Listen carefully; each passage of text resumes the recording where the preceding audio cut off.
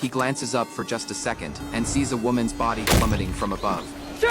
The corpse lands directly on his climbing rope. The momentum drags him down with it. At the last possible moment, his partner grabs their safety line with everything he has got. They both look toward the middle in terror. That is when they realize the body that fell from the summit is a woman. Soon, criminal investigator Kyle arrives at the scene. The two climbers have already been rescued. Neither recognizes the dead woman. Neither saw anyone else up there. With nothing useful coming from the questions, Kyle decides to rappel down and investigate himself. The woman's body still hangs suspended in mid-air on the safety rope. She looks to be in her early 20s, with large bloody wounds covering her body. Kyle also notices the bracelet on the woman's wrist, but before he can get a closer look, the bracelet slips off and falls down the cliff, drawing on his years of experience. Kyle determines the wounds on her legs were caused by coyote bites. The woman is clutching black cottonwood in her hand, but there is none of that plant anywhere near the summit. This suggests she probably ran all the way up from the base of the mountain, even losing her shoes somewhere along the way. Following the trail near the summit, Cooper finds exactly what he is looking for, evidence that confirms his theory.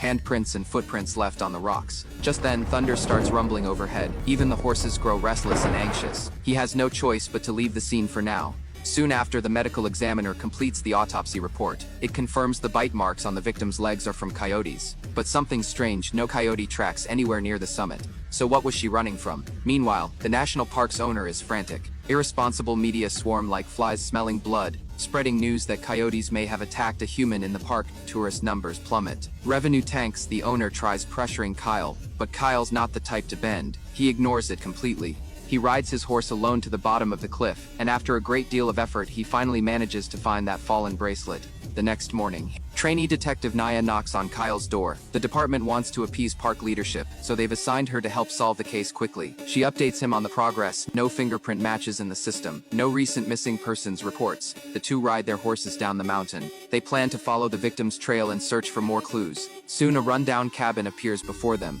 Kyle approaches and spots bloody footprints on the ground. The woman hid here for a while. He pushes the door open. Blood-stained rope lies scattered across the floor, clearly used by the victim to stop the bleeding in her thigh. Naya's confused. If she was already injured, why didn't she just stay in the cabin? Was something out there more terrifying than coyotes? Just then Kyle notices freshly carved symbols on the door. He snaps a photo immediately.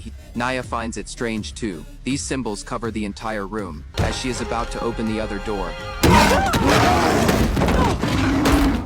Kyle draws his gun just in time to scare off a bear.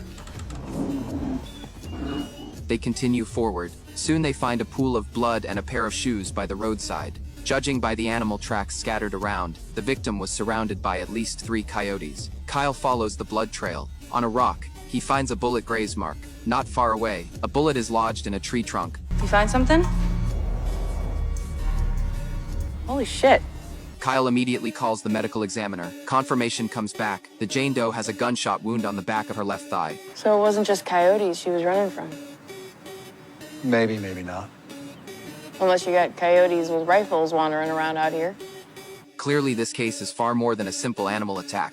Kyle returns home and finds his ex-wife Jill waiting at the door. She visits him every month. 5 years ago, their child was kidnapped at summer camp. 3 days later, the body was found by the river. This tragedy became an unhealed wound for both of them. Kyle often imagines that their child never really left. Then Jill walks over to the bracelet left by the victim. She studies it for a moment, then starts rearranging the letters. Late that night, Kyle finally notices the bracelet. Jill has rearranged the letters to spell out hike far. A thought flashes through Kyle's mind. He flips open an old photo album. 15 years ago, the national park hosted several summer camp hiking trips. But due to concerns about grizzly bears, they were quickly shut down. Back then, every participant received a bracelet like this. But at least several hundred people have won, and it has been so long. But what they don't realize, the truth is far more complicated than it appears.